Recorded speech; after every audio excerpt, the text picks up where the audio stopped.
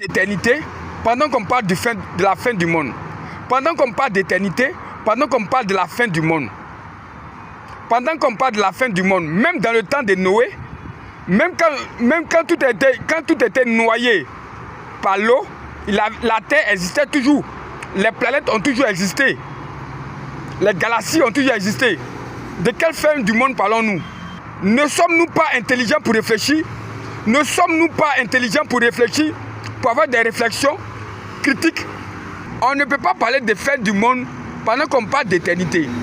On ne peut pas parler des fins du monde pendant qu'on parle d'un Dieu d'éternité. Pendant qu'on parle de Dieu, on parle de l'univers. À moins qu'on parle de la fin de l'univers. Mais la fin du monde, pendant que il y aura la galaxie, il y aura les galaxies. Si on te parle de la fin du monde, c'est qu'il y a la fin des galaxies. Or, s'il y a la fin des galaxies, où va se situer le Dieu que vous parlez? Où va se situer le Dieu dont vous parlez? Où sera le Dieu dont on parle? Où sera situé le Dieu qu'on parle? Et comment est-ce qu'il sera Dieu? Comment est-ce qu'il sera Dieu? Parce que Dieu est Dieu par rapport à l'ensemble de la nature, à l'ensemble de la flore et de la faune, à l'ensemble des galaxies, à l'ensemble des planètes. C'est ce qui fait de lui de Dieu. Si à la fin du monde, c'est qu'il n'y a plus Dieu.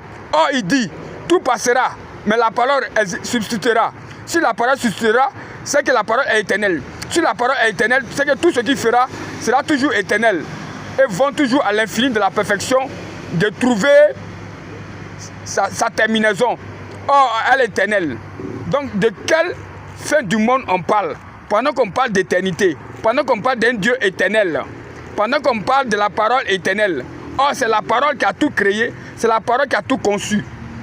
Mais en quoi qu'est-ce que nous parlons de fin du monde? Répondez-moi.